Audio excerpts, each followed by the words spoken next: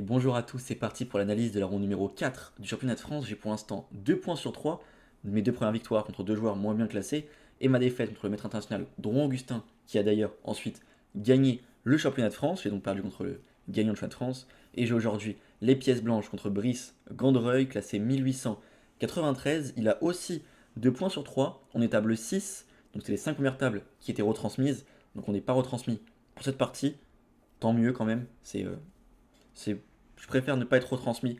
Ça met moins de parties dans les bases. Mais c'est que la chaîne YouTube, de toute façon, les parties finissent toujours quelque part. Mais bon, au cas où, c'est toujours mieux d'être tranquille là-dessus. Ok, du coup, j'ai les pièces blanches.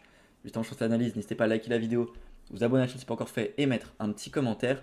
Et c'est parti, j'ai donc les blancs. Cette partie a lieu à 14h30 le lendemain de la double ronde. On est donc les appareillements le soir aux alentours de 20h et quelques. J'ai donc eu le temps de potentiellement me préparer, mais son nom m'a dit quelque chose. J'arrivais plus à savoir d'où j'avais déjà entendu son nom.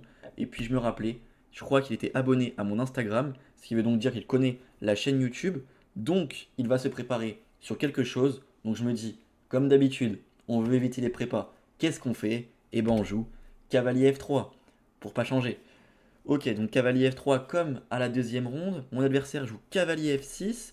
Et ce coup-ci, à la deuxième ronde, j'avais joué avec E3, C4. J'avais joué le plan avec tour G1 et G4.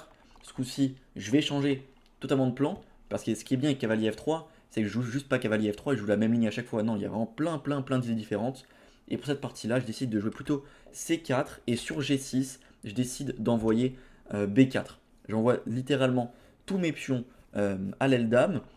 L'idée, c'est de prendre un maximum d'espace et d'enlever les idées à base de cavalier C6. Sinon, on aura B5. Donc voilà, déjà, je pose une question à l'adversaire. C'est sûr qu'il n'a pas de théorie dessus. Donc voilà, au moins, on va réfléchir tous les deux. Et c'est une partie. Il décide de mettre son fou en fianchetto. Je fais de même. Il fait petit roc. Et maintenant, j'ai deux possibilités. J'avais déjà eu cette position-là au tournoi du Cap d'Agde 2023 contre un joueur à 2000. Et à l'époque, j'avais joué avec E3 ici, la même position. Et bon, je décide de changer. Et je me dis pourquoi pas jouer un double fianchetto. Donc je joue avec G3.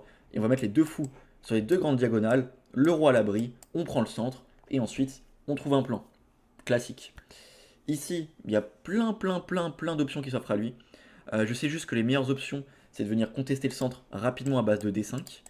Ça, je savais que c'était les meilleures choses à faire. Après, bon, il peut aussi jouer avec C6, D5. Il peut jouer avec D6, E5. Il peut juste aussi jouer avec cavalier C6 et il s'en fiche de B5.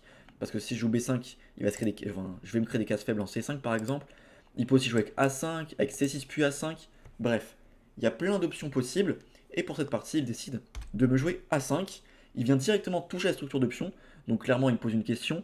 Est-ce que je prends, est-ce que je pousse ou est-ce que je défends le pion?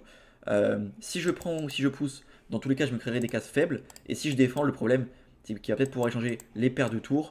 Ou alors juste, bon, on va continuer la partie. Mais je pense qu'il pouvait peut-être sur A3 venir faire prise, tour prend 1. Fou prend 1. Et ça, bon, je savais pas trop comment évaluer ça. J'ai l'impression que ça allait pour les noirs. Donc j'aimais pas spécialement. Donc je décide plutôt de jouer avec B5. Je prends de l'espace. J'empêche le développement du cavalier. Et derrière, je vais continuer peut-être avec A4. Peut-être avec fou G2, petit roc. Qui me développait tranquille. Il joue 6 et 6. Il continue à vouloir toucher ma structure de pion. Donc là, pareil, deux, trois options. Soit je peux prendre, soit je peux défendre une deuxième fois le pion, soit je peux juste m'en fiche et j'envoie fou G2. Sur fou G2, ce qui m'embêtait, c'est qu'il pouvait faire D5. Et pareil sur A4 en fait. C'est l'idée avec D5 qui m'embêtait. Et j'ai l'impression qu'il pouvait vraiment tout casser. Et à la fin, je me retrouvais avec une position que j'aimais pas forcément. Donc par exemple, disons, si je prends là, il prend là. Donc prise, je reprends, et il reprend. Et il se trouve avec un pion passé éloigné, donc j'aime pas ça. Pareil, si j'essaie de prendre celui-là, je me dis, bon bah, il va juste prendre. Et si je prends en C7, en B7, il va reprendre. Et là, je me retrouve avec une diagonale très faible. Il a les colonnes ouvertes. Le pion C4, qui peut à la fois être faible, mais en même temps, il me gêne un peu au développement. Donc je n'aimais pas forcément cette position-là non plus. Donc au final, je me suis dit, bon bah, j'ai pas le choix. Je fais donc pion prend C6. Il reprend du pion B. Il ouvre la colonne B. Et maintenant, je joue fou G2. Je vais pouvoir jouer petit roc. Il joue ici D5. Je m'en fiche. Petit roc quand même. S'il prend C4, il va énormément s'affaiblir sur la grande diagonale. Et surtout, il va se créer des grosses faiblesses. Donc là-dessus, je peux jouer par exemple cavalier A3. Venir récupérer le pion avec le cavalier. Et ensuite, on se rend compte que le problème d'avoir joué ça, c'est qu'il se retrouve avec deux pions isolés. Donc des pions qui ne sont pas défendus par d'autres pions. Donc c'est des faiblesses. Donc bien évidemment, il ne prend pas en C4, il décide ici de jouer tour E8, un plan tout à fait ok, il veut jouer avec cavalier D7, puis jouer avec E5 pour prendre le centre, tout à fait normal. Et maintenant, moi, il y a la question de comment je vais me développer, parce qu'en soi, j'ai les deux fous qui sont bien placés, le cavalier en F3, le petit roc, mais comment je vais continuer? Parce que ce cavalier-là, il n'a pas vraiment de bonne case. J'ai l'impression que dès que je joue cavalier C3, il pourra peut-être jouer D4 et rechasser mon cavalier un jour. Donc par où je passe? Si je joue D4 pour empêcher E5, bon bah je bloque mon fou, donc ça me plaît pas tellement. Comment je continue? Parce qu'en fait, soit j'empêche E5 mais je bloque mon fou, soit j'empêche pas E5, mais du coup il a un très fort centre. Donc comment puis-je faire? Déjà D4, je l'ai très rapidement enlevé, je voulais absolument pas jouer cette position-là. Le fou est vraiment trop mauvais, il y a peut-être Dame B6 direct, j'aime pas du tout ça. Donc dans tous les cas, je savais que j'allais devoir laisser à mon adversaire la possibilité de jouer E5. Maintenant, comment je peux le plus possible l'embêter s'il joue E5? Et là, je me dis, ok, je vais jouer cavalier à 3. L'idée, elle est simple, c'est quand il jouera E5, donc là, il joue cavalier BD7, hein, c'est ce qu'il avait anticipé, il veut jouer E5. Et bien mon idée, ça va être de prendre en D5, il va reprendre du pion, et en échange du fait qu'il ait un fort centre, et ben j'aurai la case B5 pour mon cavalier, tour C1, et je vais pouvoir venir jouer sur les cases faibles. J'ai deux belles colonnes, et on met fou sur les grandes diagonales. J'ai l'impression que c'était un bon compromis, et que j'ai pas tellement de soucis. Et ici, il va se passer un truc qui s'était pas passé depuis très longtemps, mais qui s'était déjà passé en partie, je l'avais déjà raconté sur YouTube. Mais ici, un truc de fou. Je calcule pendant un petit moment, je sais pas, j'ai joué assez vite l'ouverture, mais là, je me pose un peu plus, et je calcule pendant quoi? Peut-être 20 minutes, vraiment longtemps. La cadence c'est 1h30 plus 30 secondes par coup, donc 20 minutes c'est quand même pas mal. Et au bout d'un moment, je me dis, j'hésite entre tour B1 et tour C1. Parce que tour C1, la- ce que j'aime bien avec tour C1, c'est quand il jouera E5, je vais pouvoir faire prise, prise, cavalier B5 et venir jouer sur la case C7. Je me dis, bon bah c'est pas mal ça. Il va devoir jouer tour B8, mais ici j'ai peut-être cavalier D6. Euh, S'il bouge la tour, je fais fou A3. S'il prend mon fou, bon bah j'irai prendre le sien. Pardon, pas avec le cavalier, avec la tour plutôt. J'irai prendre le sien. Et ça m'a l'air d'être ok. Parce que s'il bouge la dame, je gagne la tour. Donc ça, j'ai l'impression que je suis hyper bien. Je me dis, mais attends, mais tour C1, je suis pas mal. Si je joue au 5, j'ai une très bonne position. Et donc au bout d'un moment, j'aimais bien aussi tour B1, mais je devais un peu choisir entre les deux. Je me dis, ok, bon bah si c'est ça, je vais jouer tour C1. Et ma main, elle prend la tour. Et je sais pas pourquoi, mon cerveau se déconnecte. Et je lâche la tour en B1. Au lieu de la mettre en C1. Miracle, tour B1, c'est le meilleur coup de l'ordi. Heureusement. Mais c'est terrible quand même. Je voulais vraiment jouer tour C1 premier degré, qui est en fait moins bon. Mais c'est ce que je voulais faire, je voulais jouer tour C1. Et mon cerveau s'est déconnecté et je jouais tour B1. Bon, finalement, tour C1, c'est bien ce que j'ai évalué. E5, c'est mauvais. Mais en fait, ce que j'ai raté, c'est qu'il pouvait jouer tour B8. Et le truc, c'est quand je bougerais mon fou, par exemple fou C3, qui joue E5, take take dame A4, l'ordi dit que cavalier E4, les noirs peuvent donner le pion et ont une bonne position. Bon, assez difficile à comprendre. Je pense que honnêtement, il aurait joué E5 et j'aurais une position assez correcte. Bon, l'ordi dit que c'est encore quasiment égal, mais à chaque fois il y a un seul coup et c'est assez bizarre à jouer à chaque fois les coups. Donc j'avais une bonne position.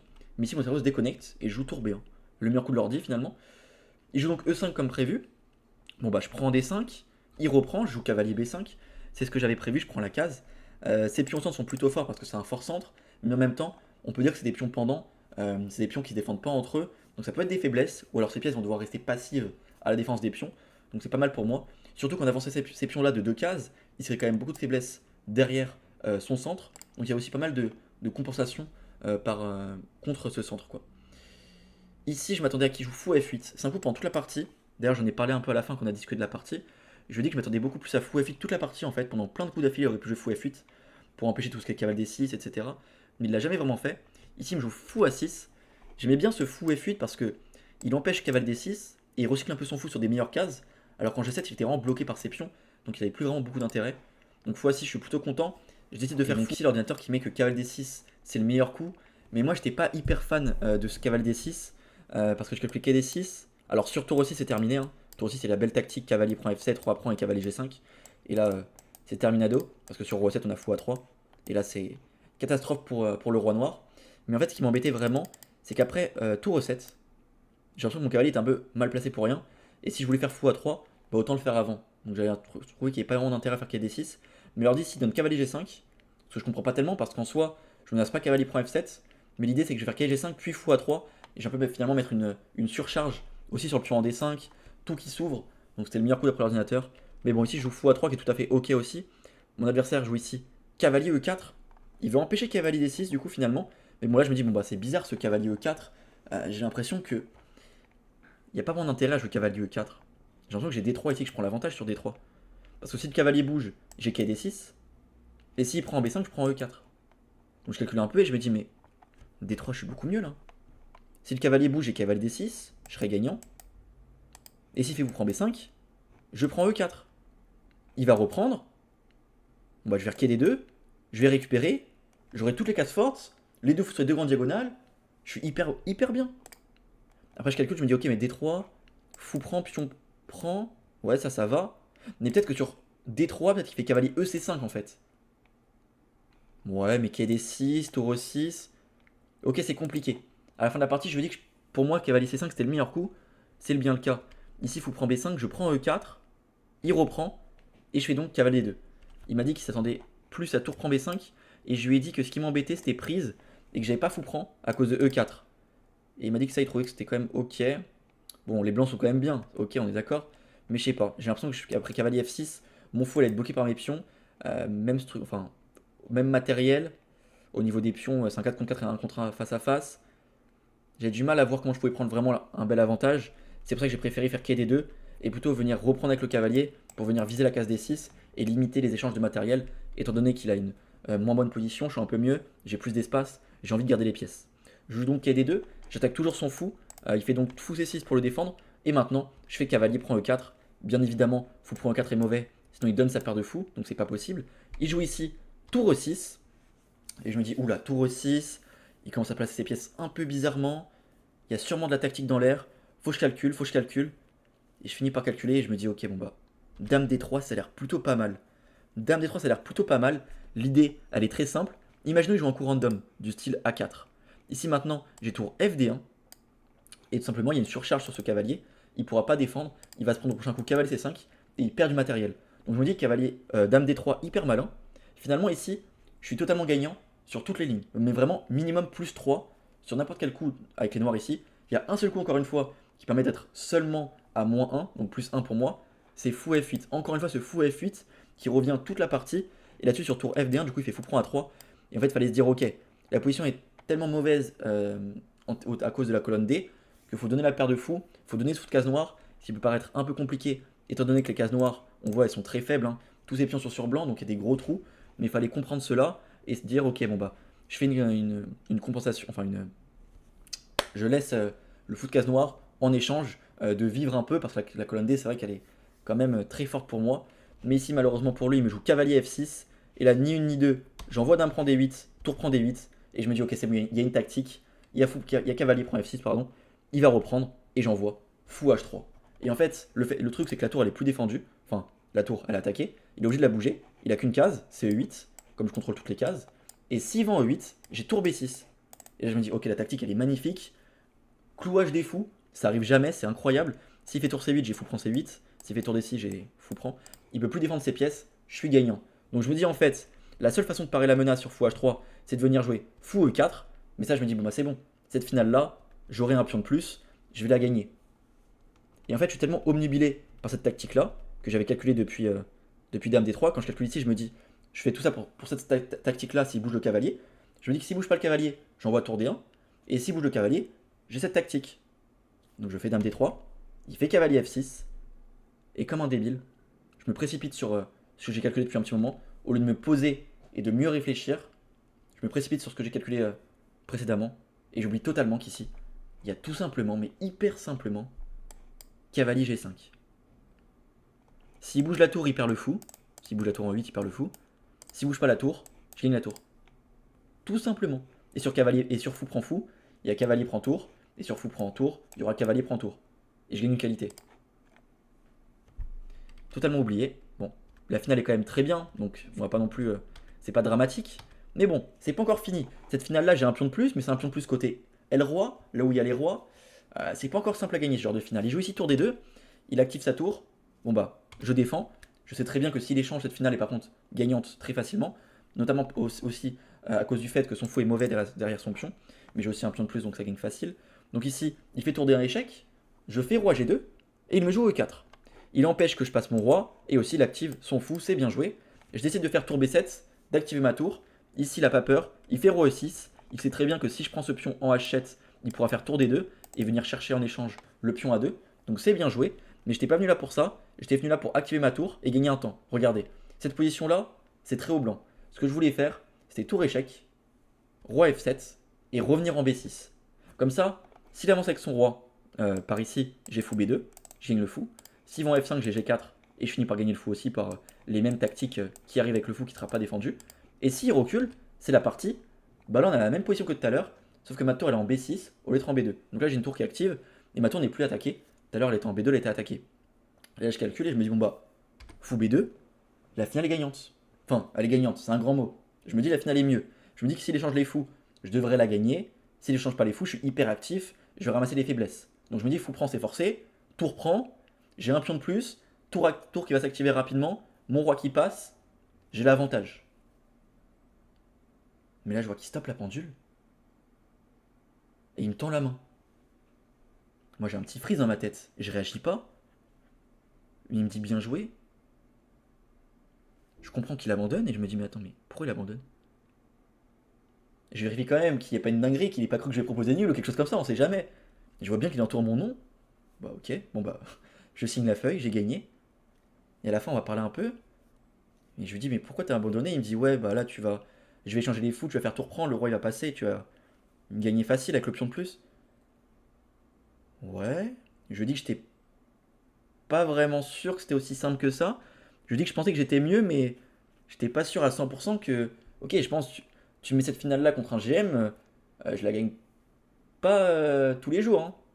Donc je me dis, bah si tu réfléchis, tu défends. Enfin, je lui ai pas dit, mais si il réfléchit, il se pose, il la défend correctement, ça va encore être du travail de la gagner. Alors oui, je suis mieux, mais on gagne pas non plus toutes les finales où on est mieux. Donc c'est pas totalement fini, mais ok, il a abandonné. Tant mieux pour moi. Cette finale, l'ordi, un ordi un peu plus puissant, l'évalue à plus 1,8. Donc bon, c'est quand même un bel avantage, mais c'est pas non plus totalement fini. Même plus qu'un 8, je suis un fou. Non, un 8, c'est s'il échange pas. Mais s'il échange pas, c'est un peu bizarre. Humainement, t'échanges plutôt le fou.